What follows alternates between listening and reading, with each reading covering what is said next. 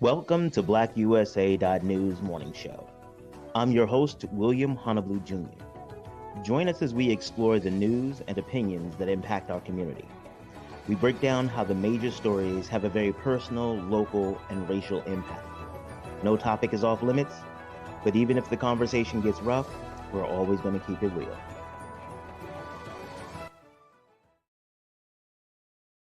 Greetings and salutations, all my people out there in internet land. I am William Honolulu Jr., and I have the privilege and honor of serving as the host of the BlackUSA.news morning show. Welcome, welcome, welcome. We have a great show for you today, especially out here for the parents. Those of you all who have young people who are maturing, getting ready for that age where they leave high school and the comforts of home and go to the harsh and unrelenting world of college and further academics. But it doesn't even have to be that dramatic. It really doesn't. We got a brother on here today, James Henderson, one of my good friends. I think I've known him 20 some years back in undergrad days and stuff like that. But so I can't tell you what else is going to get said today because sometimes that happens. Like people know you from the olden days. Like, oh yeah, wait, no, that's not a story we tell here. Okay, if I'm gonna be honest, that normally happens with me. I'm normally the person that talks about this stuff. That's not okay. Never mind, never mind. I think he'll be good, but y'all know how it goes. You know how I get excited when I'm getting ready to talk to. Okay, show notes. Oh, so I got to be professional with this one. Okay. Uh, Want to say a big shout out to the super producer Kyle Crazy Horse Morgan and our assistant producer Brandy Raymar, who do an awesome job of making sure that we have all the tools and resources we need to provide quality content to you all week long.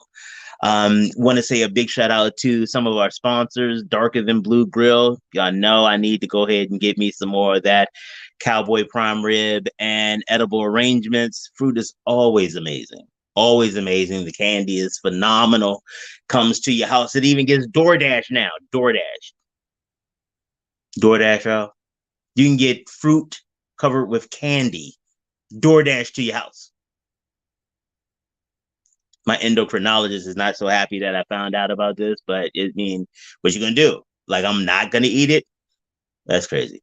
So if you wanted to celebrate something like your high school student, get ready to go to college, see how we tying it all back in? If you want to celebrate something, stop by the Edible Arrangements in Govins or in Randallstown or actually in Pittsburgh. They are always really engaged in the community, though, especially those. Now, I can't talk about all their locations. I'm sure they're great people, but I can talk about those three locations, always doing stuff and holding down the Black community. Let's see. I Am Black Wall Street, the book by Donnie Glover.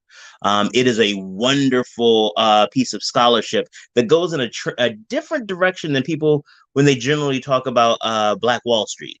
Normally, when people talk about Black Wall Street, it's a focus on what it was, or like how amazing Black Wall Street was, or how horrible it was when it was destroyed. It's particularly talking about the Tulsa, Oklahoma space that was designated Black Wall Street and Greenwood in Tulsa.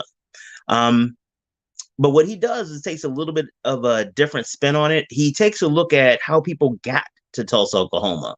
He also talks about the other locations that were designated Black Wall Streets as well, and he gives us kind of a idea of what they went through, some of the decision making and some of the thoughts that they had and making it to Tulsa, Oklahoma. And to be honest, some of it reads like a pretty good blueprint for what we're trying to do now. I mean, sadly, we're celebrating, memorializing 100 years since the Tulsa, Oklahoma bombing and massacre.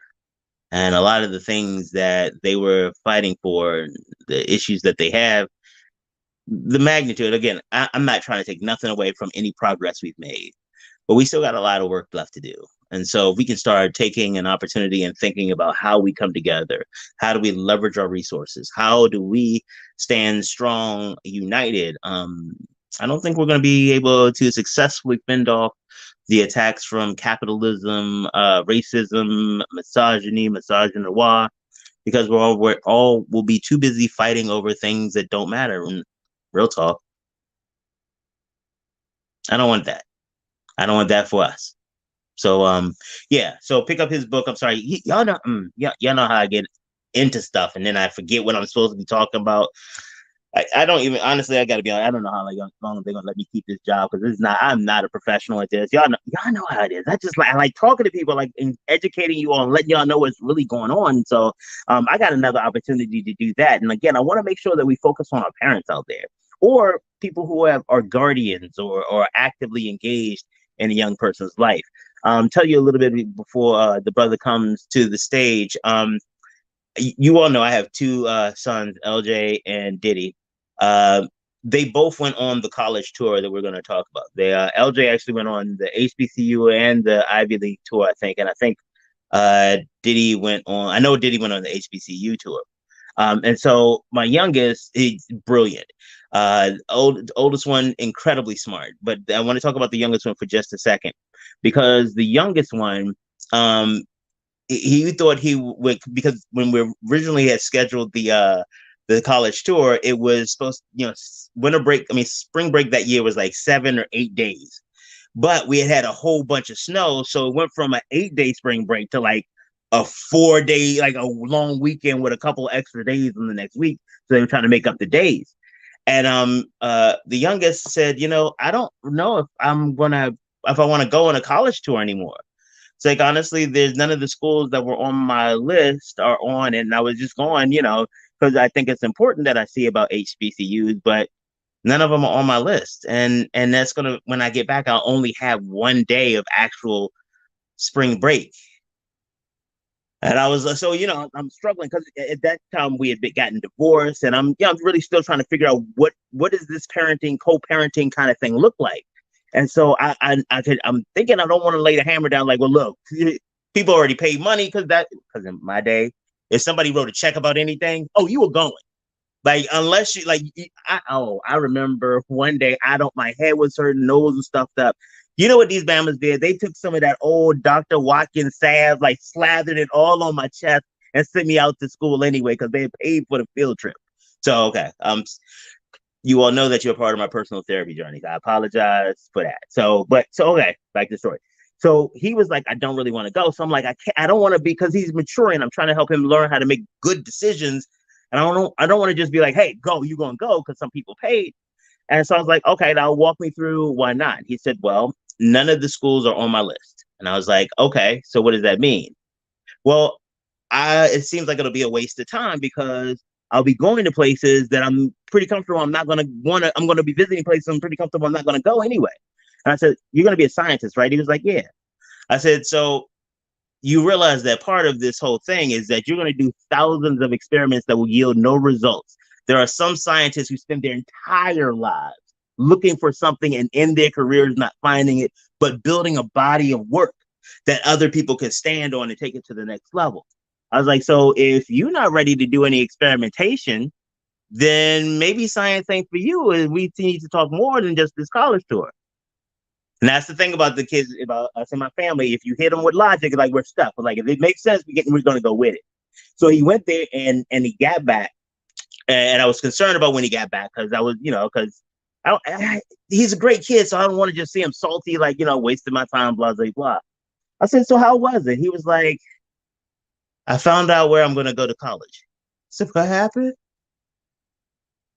Where? He was like, because I'm thinking, oh, Hampton probably got him. Because, Hampton got that HBCU royalty, or Howard may have gotten him. Or he may have fell in love with his mother and his brother's alma mater, Morgan or whatever. He said North Carolina A&T. I said, whoa, whoa, whoa, whoa, whoa, whoa, whoa, whoa. We don't even know nobody down there. Why that one? He said, I don't know. He said, I got off the bus. I got on the campus. I walked around and I was like, I have to go here. This is a kid that had, okay. Yeah, he doesn't watch the show, so I can tell y'all. There was a little girl he liked in like the 6th grade. Why did he have a 6-month plan on how he was going to eventually ask her out? So like, this is what this dude does. He like not even ask her out, but like to tell her he liked her. This is how much he plans. But for him, it was like, he's like, I can't explain it. And that, and I tell that story, and I know James is back there like, do I have any time left? No, it's an hour show, bro. We good. You got time. But I just want to set the stage on why I think this is important. And let me tell you a little bit about Diddy. Diddy's SAT score was 15, 1560 or 1540. He started college with 85 AP credits. He had gotten into MIT, Carnegie Mellon, Cornell, UMBC, College Park. I'm sorry, he got in everywhere he applied to. MIT took him. And he was telling me how when he was there and he was getting to know the other kids in the honors college, and he was they were asking everybody, kind of share their stats or whatever. Everybody trying to see where everybody, we all here together, but you see where we're stratified. And he was talking about their stats. They were like, Dad, you could have got into MIT. He was like, I mean, I did. And they looked at him and they said, wait, you got into MIT and you still came here? And he said, yes, absolutely. From not wanting to go on this, he didn't say stupid, but it was that whole, this thing about, and again, I don't want to do Black people stuff, but like MIT has accepted, like it wasn't a question whether MIT was going to accept him. And he got on North Carolina A&T's campus and said, this is where I have to go. And he's there. He's going to graduate in 2020. Oh, you know what? Oh, I'm glad I got you on. James. Okay, well, okay, sorry. You see how I lost professionalism? Okay, I apologize. I got all excited. I just remembered I just got a brand new piece of news that I want to share with him. So, okay. All right, now I'm going to bring him on up. It's been like 10 minutes. Okay, all right. I apologize. Okay. Brother, I am so sorry. I know that was a long reading. I was trying to, but I think the story is important. It is. Because it really indicates, to me at least, the importance of exposing kids to things, even when they think, hell no, this is no way. All right, so, hi, brother. Why don't you introduce yourself to everybody? I'm so excited just to jump in. I keep forgetting they don't know you all. So tell them about yourself. All right, how y'all doing out there? My name I originally from Pontiac, Michigan, class of 91, high school, Pontiac Northern. I graduated from Morgan State University, class of 2000 with a business administration major. Had an internship my last semester in college. Got hired immediately after I graduated, and started right into the work world. Started in corporate America for about 9 years. I didn't like it, so I didn't like being told what to do. So I decided I wanted to start my own business. So I started in accounting and tax business. And after a while, well, I want to so this is the cool part about talking to somebody who knows you, because you notice he didn't even. Some guests are like, "What is he stopping me?" James like, "Oh no, this is the way it's gonna work." I want to anchor in. Tell them what the business you started, because I want them to understand that the melanin you are associated with is also in a field of independence that is not always there. So I want to make sure they know this is possible. Right. So when I started in corporate America, I was working for a CPA company, and then I realized that it just hit me. Came to work one day and I was just sitting around, looking around. I was like, nah, this ain't what I want to do the rest of my life. I don't want to be told when I can go on vacation, when I can take a break. It just wasn't in my spirit. Mm-hmm. I just started typing my resignation letter. But one thing I did know, I didn't know what I was going to do, but one thing I did know, that I can do what I'm doing in this office on my own. I had enough knowledge, I have enough experience to be somebody's accountant, mm-hmm. to be somebody's tax professional. I didn't need a CPA license behind me to be able to do it. And that's the direction I took. I said, oh, you know what? I can start on. So initially, this is a funny story. Initially, I did not have any clients. I didn't even tell my wife I had quit. Every morning, I would get up when she got up, and we would leave together. I would drive around the corner, get back in the driveway, get right back in the bed. I watched the History Channel for about 6 months. And then one day I was like, this is kind of crazy. One day I was like, I don't need deodorant on. I ain't going nowhere. And that's when I realized, hey, gone too far. Get out there and start making connections. And I'm a real personal person. So a lot of the clients I had with the CPA company was calling me like, yo, you're not working today. You're not working this week. I was like, so I was explaining to them that I had resigned. And they was like, hey, you want to do some accounting work with us? Blah, blah, blah. Next thing you know, 3, 4, 5 clients later, I was like, you know what, I can sustain this on my own. And I built a nice little small business on my own. And a few years later, and it wasn't really the money. It was more so my time. My time. I value my time, and that's what I teach a lot of my kids on my college tour. Value your time. Don't let nobody eat up your time, because you'll never get that time back again. So about 5 or 6 years into working for myself, I decided, no, I'm gonna start a foundation. So we started. So me and Dr. Ryan for the Ryan Institute started. Big up Dante. I'm sorry. Big up Dr. Ryan. I'm sorry. And his wife, Janika. Yes, sir. Sorry. Right. So with my fraternity, we started doing SAT prep classes. So I was in charge of the educational department. So I just went out and just started really, really recruiting students to participate in our SAT prep classes. So we would have classes like every 3 months for about a month long of workshops. The very next year, it was around the time my son was starting to look at colleges. So I ended up just putting together a college tour, and the Ivy Leagues came into place because he was looking at Harvard and looking at Yale. So we started to just pull colleges together that he wanted to look at. And next thing you know, he invited a few of his friends. They invited a few of their friends. Next thing you know, I'm asking a fraternity, hey, we need to do a college tour. So we started doing college tours to the Ivy League colleges and to the HBCU colleges. One of the biggest differences between the two, so I've been doing it since 2015. One of the biggest differences between the two colleges, I think the Ivy League colleges has more resources. Oh yeah, their resources are just. It's hard to explain the level of resources that they have compared to the HBCU schools. I had a student on a tour at Harvard take us up into one of his buildings, and on the top of the building was this huge telescope, and we can look into space. He had access to it. Oh, like I'm a student leader, and I can just go up here. Right. Wow. So to me, those type of resources are just unmatched when you compare it to the HBCU schools. However, the flip side of that, what's so special about the HBCU schools, to me, just one graduating from an HBCU, Morgan State University, and visiting all of the different HBCUs in the country, the biggest difference on their side is their administration, their professors, they care a lot more about the student.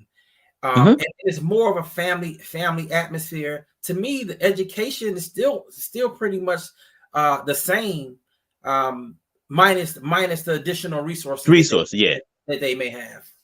And so one of the other things that I've noticed, so I graduated from a PWI, University of Maryland, Baltimore County, go Treevers. But one of the things, I did have an opportunity to work at Morgan and have been working alongside several other HBCUs in different capacities. One of the other things that I have also noticed is that HBCUs are more welcoming to students from backgrounds that other institutions wouldn't necessarily be accommodating. Correct. They understand what it means that you may have foster care in your background, that you may have family abuse, CPS, you may have limited academic proficiency. One of my friends, she was doing the summer bridge program actually at Morgan, and she in her summer bridge program had valedictorians, and it was like the top tier of students in Baltimore City schools, like, the ones who graduated like in the top, and then many of them were going to Morgan. She had the program specifically for those who graduated in the top of their classes in high school, but still were deficient in being able to take the placement test in like Math 101 or English 101. They still needed remedial work. And so, to your point, additionally, it's not just that the HBCUs don't have the resources, the financial and the academic resources. When I say academic resources, like equipment, that that the Ivy Leagues, PWIs, especially Ivy Leagues, have. It's also that they're dealing with students that those other schools don't even consider as like they're not even real students. Right. They may go. The students that a Morgan or a Coppin or a Bowie or a UMES may open their campus to. Harvard or MIT, what? Who? Right. Oh, well, let's get one of you all. You all have a Hunger Games academic battle, and Right. whoever is the winner will celebrate you. And look how wonderful we are at our Ivy League school, because we look at this one.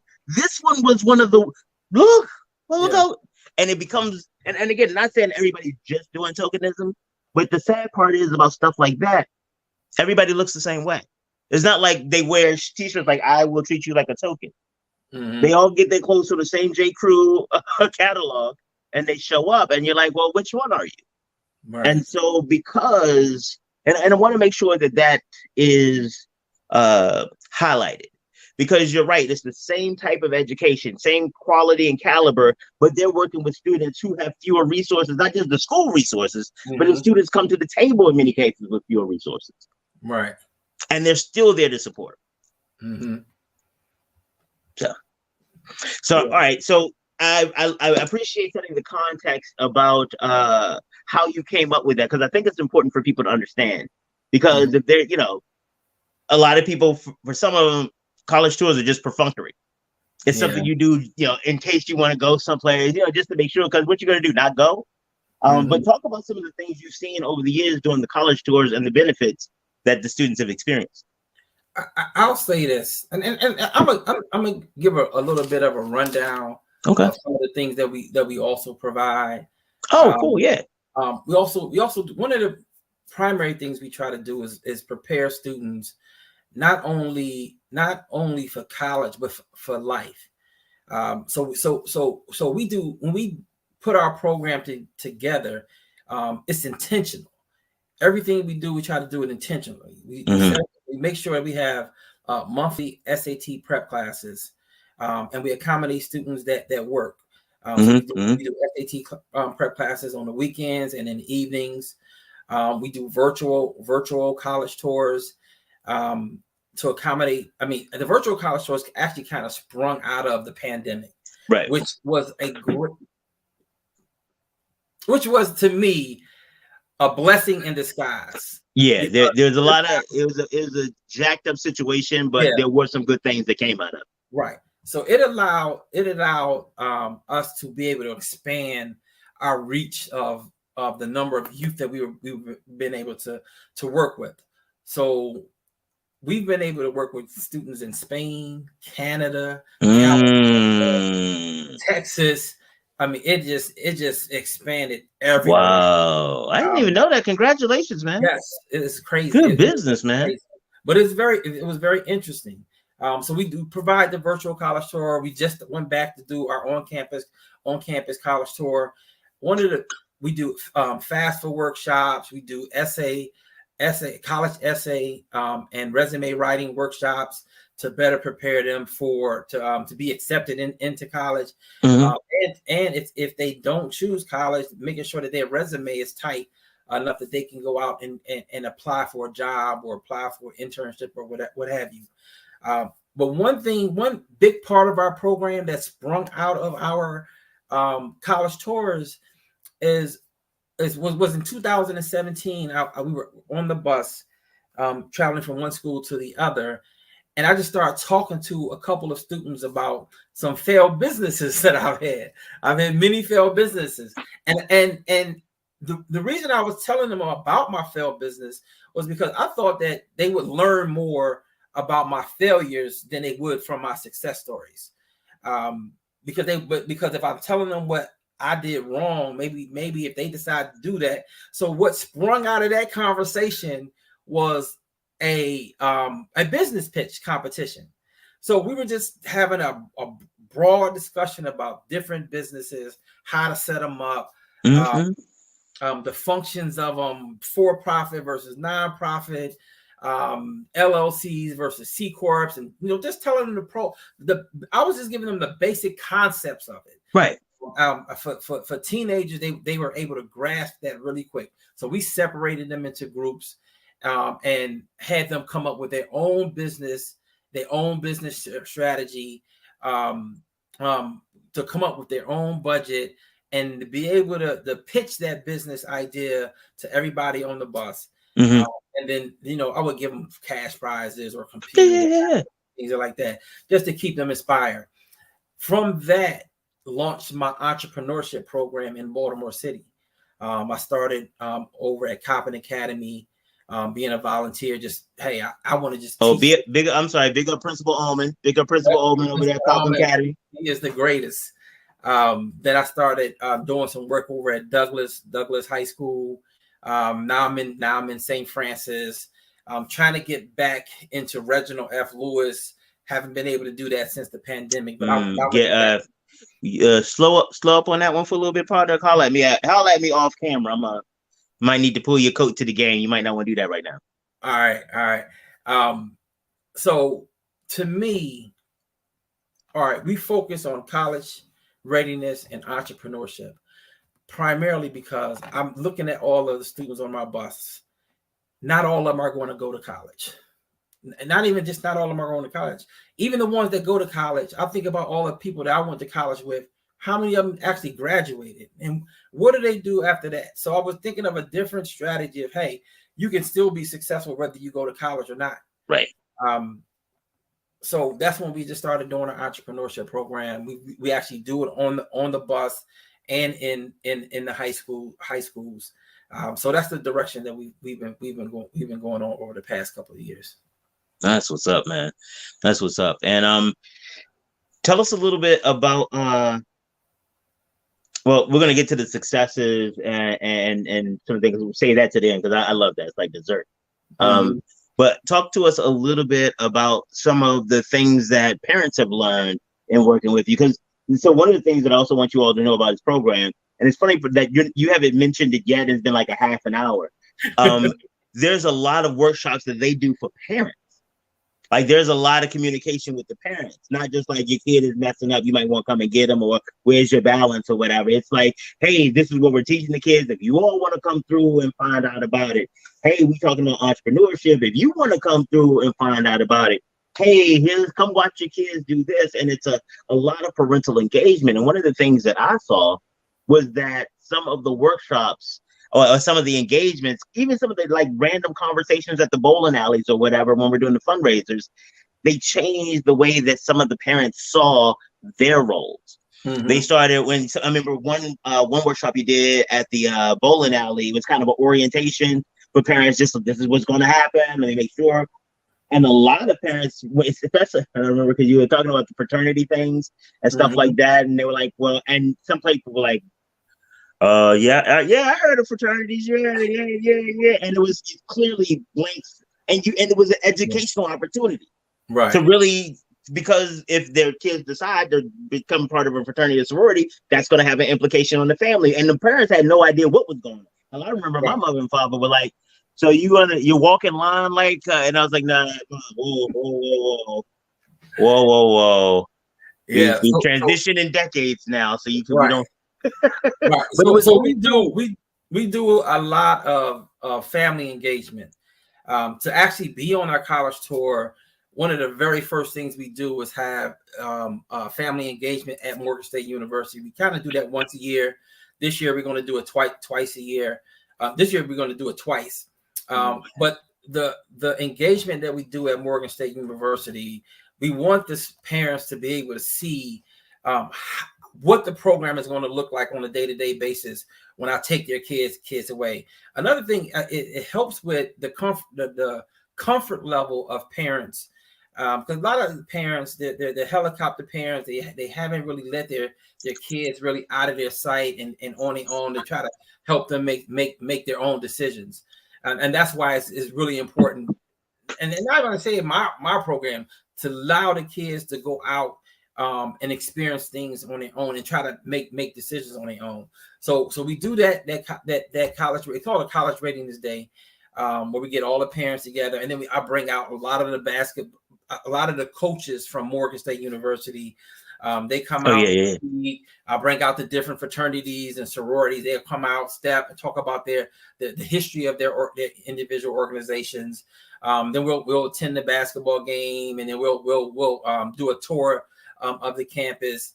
And then we have another event, a family engagement event, where it's either a bowling or a skating event, and it helps to get the kids to socialize with each other, but not only that, but it also helps the parents to be able to meet our chaperones, to get to know us a little bit better, and other parents, right? And other parents, right? So we try to keep everybody connected and learning at the same time while they're having fun. Sometimes they don't really know they're learning stuff, right. Because like I said, everything is done intentional and with the purpose.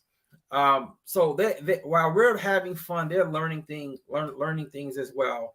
Also do a event, and I always make this optional. I invite everybody out to my church, because if I'm gonna take your kid away for 5 days, I want blessings of safe travel and mercy to and from my destination. That's just me. Mm-hmm. So that's some of the things that we do. Now, we do quite a few things on the tour to keep the students engaged. Now, I'm not sure if anybody on here that's listening has ever took a group of teenagers away, but they're not the same teenagers that you have in your house. They're just not. They're going to do their best to try to sneak out the room, sneak into the girls' rooms or sneak into the boys' rooms, or they're going to listen to dirty music with a bunch of cursing in it. That's just what they do.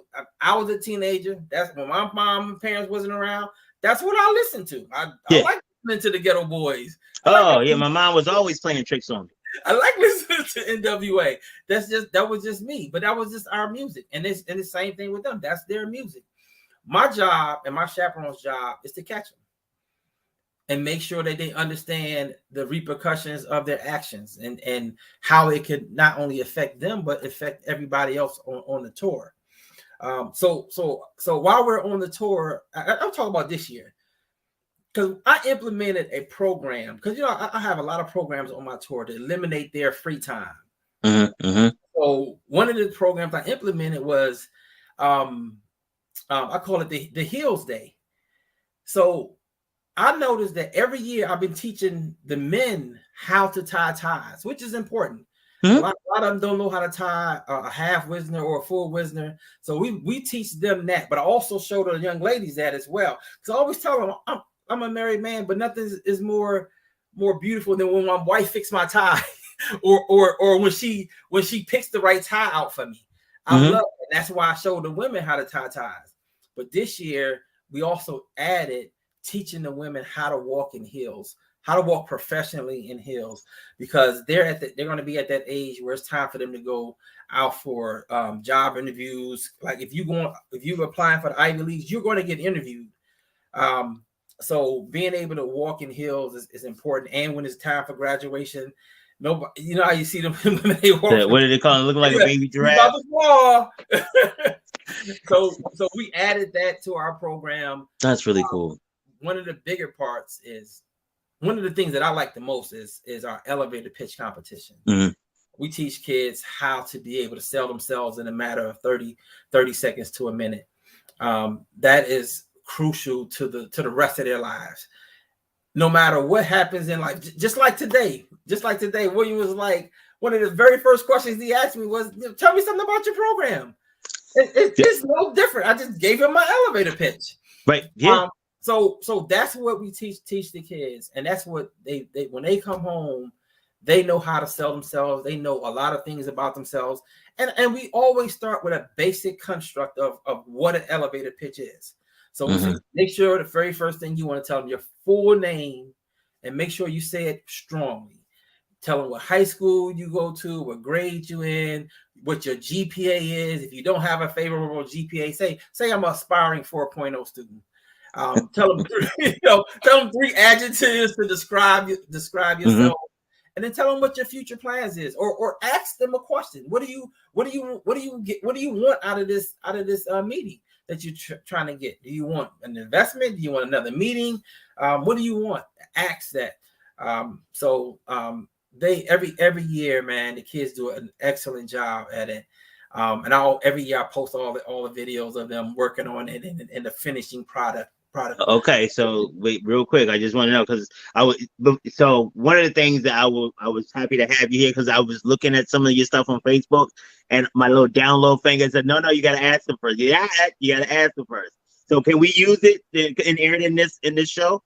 Oh, sure. Oh, cool. Because I really want because again, like when I tell you this, the work that you've done with the kids, and people don't understand how them just feeling comfortable will change how they engage college, period. It is amazing just that level of comfort. Like, oh, I know something other people don't. I've already been here. Oh, let me show you where the cafeteria is. Right. It sounds so petty, so minuscule. But yo, all of a sudden you got swag because you know where the caf is first.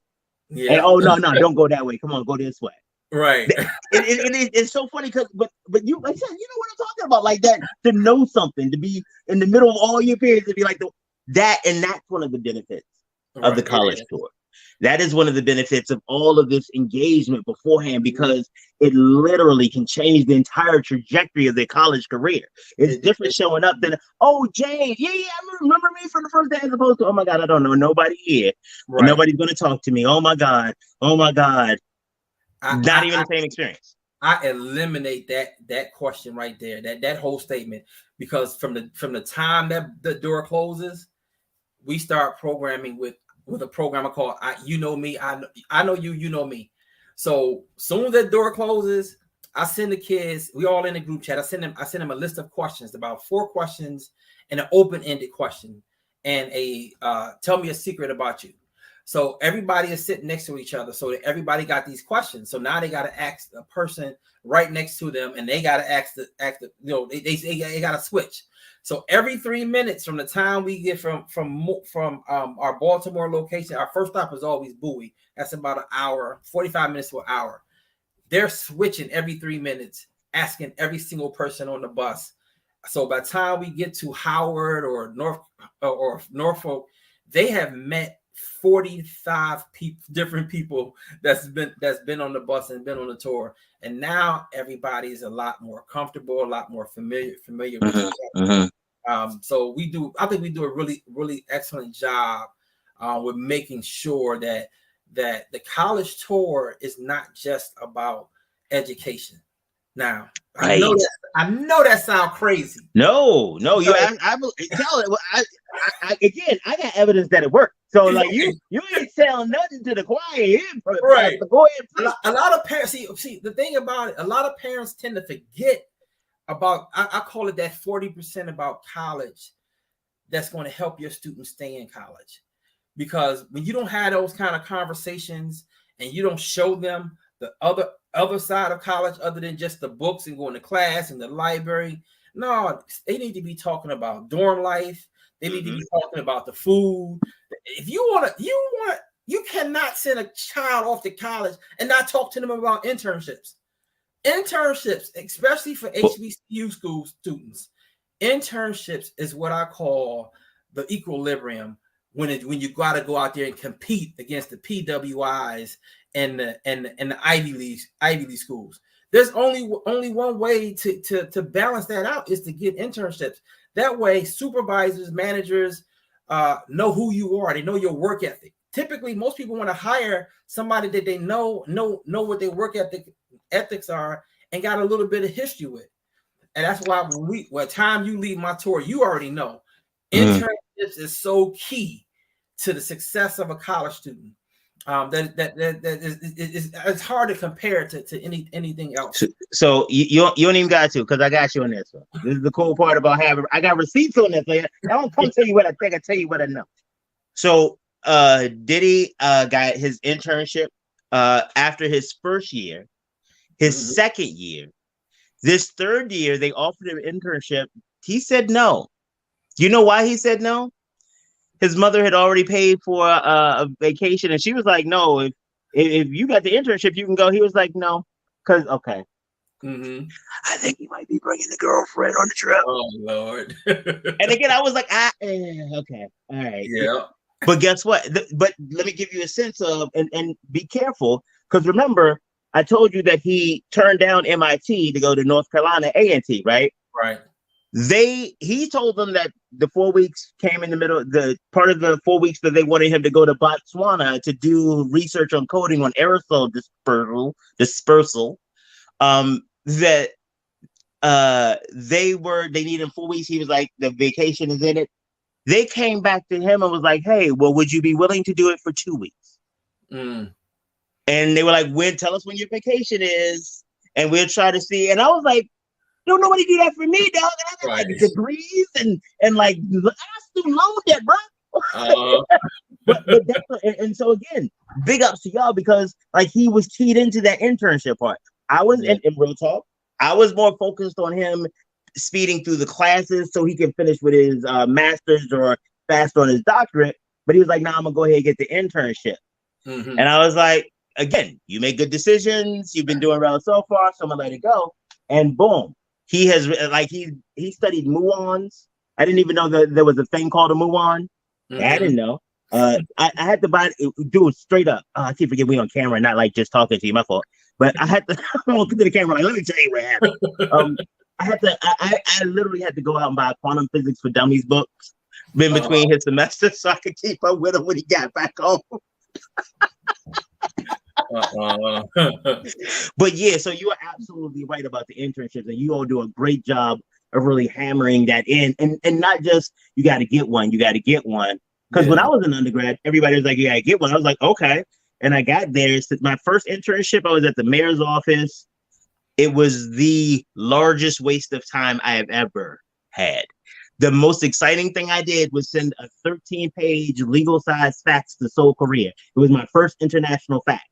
But that was it. And so I was like, this is what y'all wanted me to do? So this is how, I don't like this. No, thank you. But that was the key point of it, is that not only does it help you with your career, but it also lets you know what you don't want to do for the rest of your life. Absolutely. I had an internship with General Motors, and most of my family are from Michigan. They all work in the plant. But when I had that internship, I knew from the second day I was there that I did not want to do this the rest of my life. And that helped me out a lot. It put me on a different career path. I was like, there's no way I'm doing that.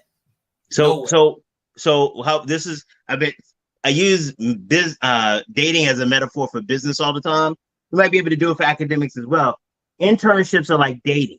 Okay. All right. You don't want to commit to a job, like I put a ring on no job till I see what you got. Like, internship a little bit while I'm volunteering, maybe a little bit of pay. You give me a little bit of benefits. I give you a little bit of work. And we see if we can grow somewhere. I'm going to work on a metaphor. I'm going to work on it. That might actually write a book about that. Dating an internship or something. All right. So tell us about, and I also want to save some time so we can add in the videos about them doing the pictures. That it's so cool to watch. It is so cool to watch. Like just to watch them stand there and just spit who they are, and it's just like, it is really cool, because a lot of times we see the images like, and again, not saying that they're not the type of kids who be put on front store gang signs or twerking. Not saying that they're not, but it's so beautiful to have a set of images that are not those images.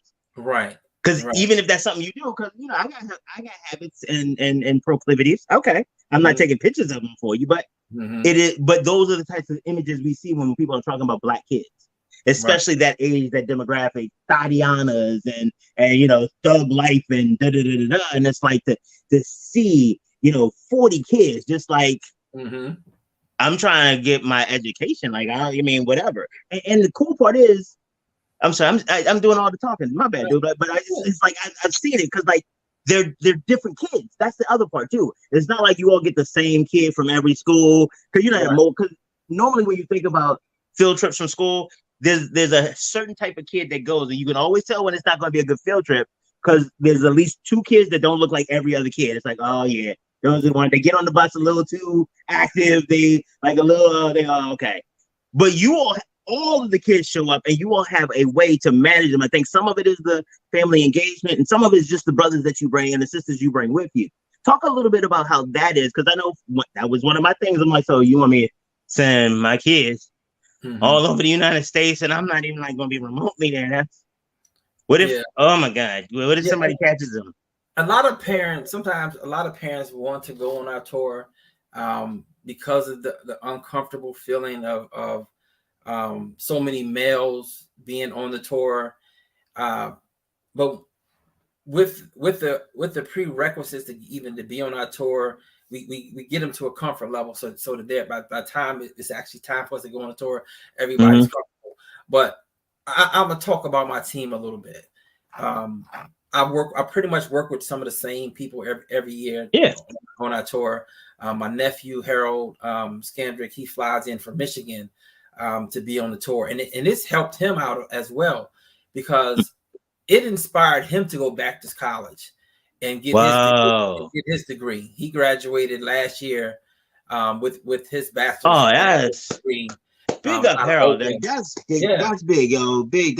That's good news, yo. Congratulations, Harold. So he's been on my tour since 2017. Derek Hamlin, it's my line brother. He's a lawyer. He's an active lawyer and a comedian. He wears a couple of hats, but he's my lawyer. He's been on the tour since 2018. And then we had I added a chaperone and business partner, Nick Miles. He's a coach, and this is our intentional. Some of the best motivational speakers are coaches, and that's one of the reasons I added him to our college tour, just to keep it always working with the kids, always trying to inspire them and inspire students. And he's been working with kids since he left college. He started at the YMCA on 33rd. Now he has one of the top 10 basketball programs, high school basketball programs in the country. And we added another young lady, Renanda Johnson. She has her own nonprofit, and used to working with young ladies in the Bowie PG area. So that's pretty much my team. All of us have a wealth of experience and working with teens, so we know our way around the block a little bit. All right, that's what's up. And honestly, I know just about everybody you mentioned there, and they're all top quality people. And what's more, not just that they're top quality in the level of their competence, like their technical ability, professionally or whatever, but they actually give a damn about what they're doing. This isn't just like, let me just show up. And because again, I don't know if you all have ever been on a trip with a bunch of kids. I would not go on the college tour. And again, I was asked, no, thank you at all. Now, I don't like going on vacation with my kids because it's like there's so much stuff to think about, worry about. Can I get no? But you all do it every year, and it's volunteer. And these are brothers and sisters that are really trying to make sure that these kids have an opportunity to transform their lives and really not have to deal with a lot of the stuff that many of us still have to deal with. You know what I mean? It's the talented TIF taking it to the place that it should be. And the kids, you have to be on the tour just to see the change in their eyes and to see the moment that they find. Like, I can tell, because I'm always looking at them at body language. I can tell when they found their school. When I was at Morgan, let me see, when I went to a PWI before I got to Morgan, Northeastern Christian Junior College out in Pennsylvania. And I got to Morgan. I just filled out an application. They sent me an acceptance letter, and I just drove up to Morgan. I knew one person at Morgan at the time, and he lived in Baltimore. And that's all he talked about was Morgan. So when I got up here, I kind of parked off of I think that was Hillen, and then walked up behind where the old Sofer Library was. And when I passed the library, this is when registration used to be in McKeldin Center, right on the bridge. So I passed the library, and I look to my left, and I just see a sea of Black people, and it stopped me in my tracks. I literally just stopped for like 5 minutes and was like, "This is amazing." That's when I knew this is my home, and that's what I look at, and that's what I see when I see a lot of the kids when they finally make the sense. A lot of times when they come up to me and tell me, I already know. I already know which school you want to. I already know which school you decided on, because it's just a feeling of this is my home. Not like, hey, this is a building I'm trying to get a degree from. No, this is my home, and that's how I felt when I got to Morgan. Yeah, that's exactly the way Diddy described it. He was like, I have to go here.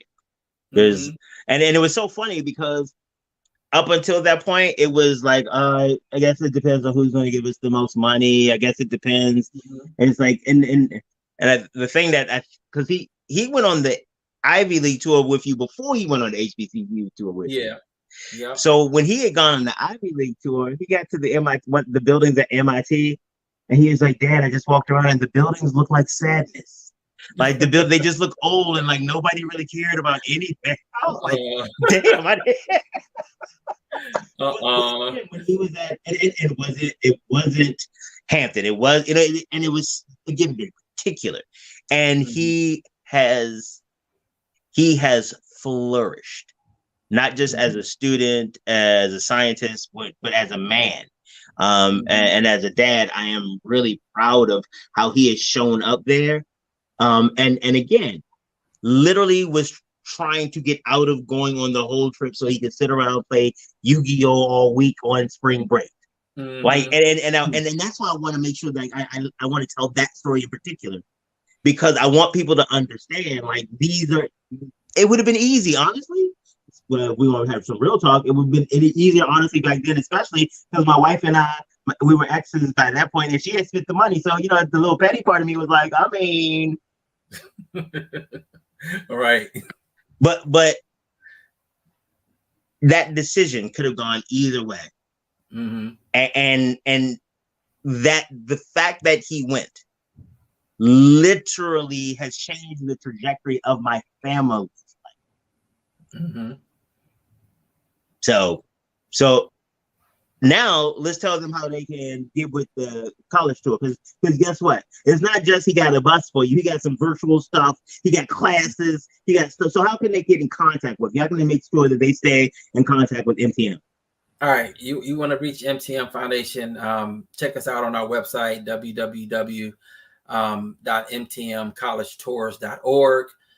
Or you can call me 443-768-6939. Come on, dude. Stop playing. It's on video. Say it slow. These people, they try to pull out a pen while you talk. All right. Write it down now. mtmcollegetours.org. Or you can also call me at 443-768-6939. Cool. Because again, I'm trying to make sure you ain't missing no money on these streets. I ain't trying to have that. Like, I would have called him, but I thought I didn't catch that last number. No, sir. Y'all need to call him. Our next college tour is going to be August the 22nd through the 26th. We're also going to be having a summer program, entrepreneurship programs called the CEO Club. It's going to be virtual. It's going to start July the 5th. It's going to end August the 23rd. No, I'm sorry. August the 19th. So okay. July the 5th to August the 19th is going to be virtual. At the end of our CEO Club is going to be our business pitch competition. We're going to be giving out over $1,000 in prizes. I think the last time I had a bunch of investors that came on, friends that own businesses, and we gave out over $5,000 outside of the $1,000 prize that I give to the first place prize winner. All right, so make sure that you keep us in the loop and make sure you get back on here so as the time gets closer and draws nigh, we can get people out here to support it and watch, because again, these kids are out here doing some real stuff. Like these are the training grounds. This is where it happens. This is where we help shape them. A lot of times we talk about, well, how did they get out there and not know how to do that? Well, when did you stop to tell them? This is where we stop to tell them. Exactly. So I'm sorry. Again, you know what? I'm gonna let you talk eventually. Nick, you got to come back so you do more talking next time. That's what's gonna happen. You gonna come back and you gonna talk. Hey, it's a collaboration of shared experiences, because you've gone through it and you listen to your son tell you the stories of how great of an experience he's had. And it's just and I'm sorry, real quick. I'm talking about one son, but both of them had an amazing time. Actually, that's what actually got LJ to end up coming back to Morgan after he left Temple. Okay. Because he was like, he went to Morgan into college. Because before, I mean, we live right around the corner. He was like, I'm not going there. I'm not going there. And then after the college, he was like, I mean, it's not that bad. Until you see what's so great about it. That's what's going to make you change your mind. And we try to do our best to show you, not only show you the great parts of it, but to show you the negative and bad parts of it as well. Right. So you can make a good decision. Right. Because it's hard. To me, it's hard to make a decision when all you hear is the best things about a university. And that's one thing that is so different from us. Like, a lot of times I don't even allow the university to give my tours. I get student leaders, student organizations to give the tour, because then you can get real answers out of them. Right. And then we also spend a good 30 to 45 minutes and we talk to the kids in the very beginning. We give them a couple basic questions. Now go find a student and ask them the question. And then usually by the third or fourth school, now they figured it out. Now they're asking their own questions, like what do they want to know about this university that's going to help them decide whether or not this is going to be a good fit. But wait, there's a skill development activity right in there as well.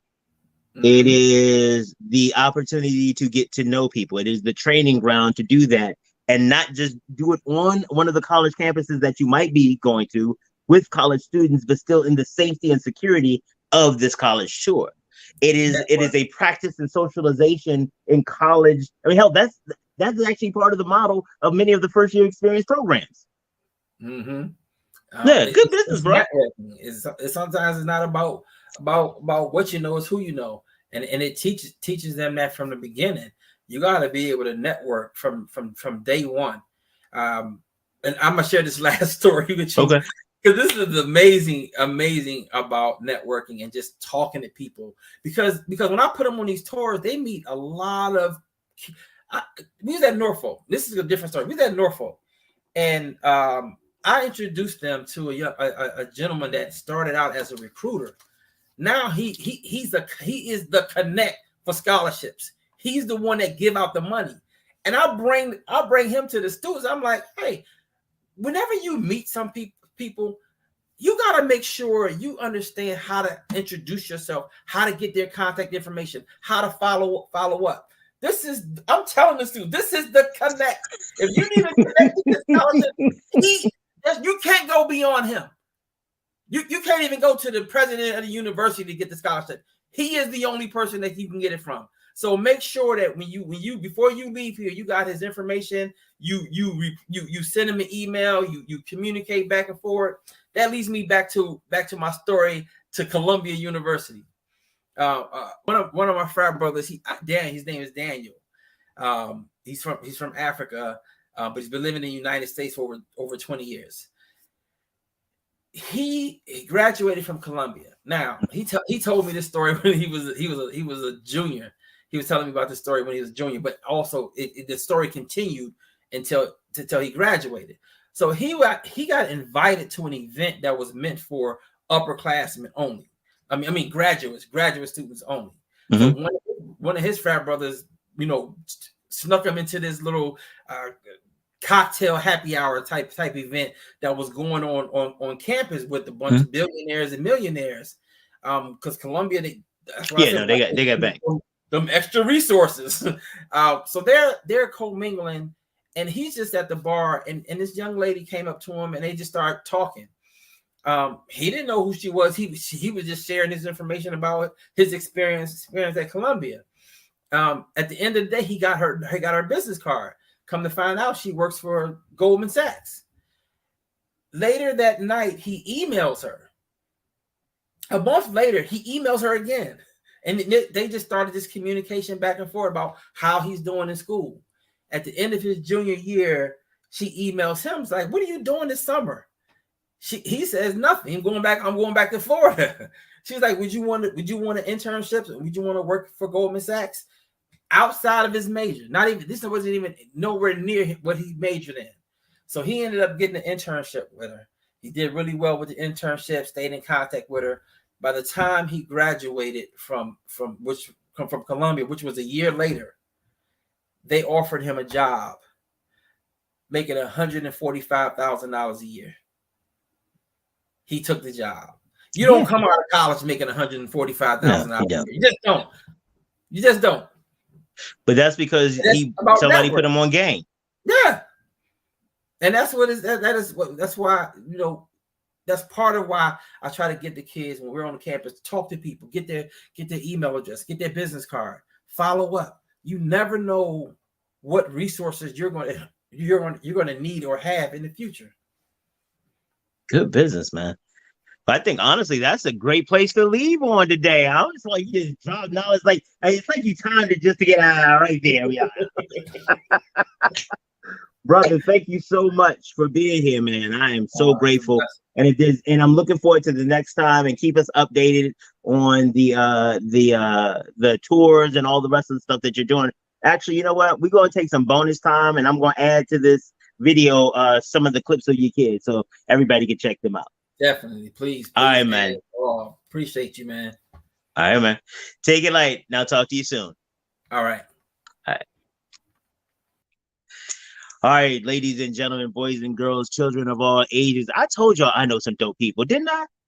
Y'all don't even understand the level of dopeness. Like heroin, crack, all that. It's like crystal meth. I don't really do those drugs, so I can't tell you how they rank in drugginess, but I know dope people. All right, ladies and gentlemen, boys and girls, it has been a pleasure, and I am so looking forward to seeing you, and we will be black tomorrow.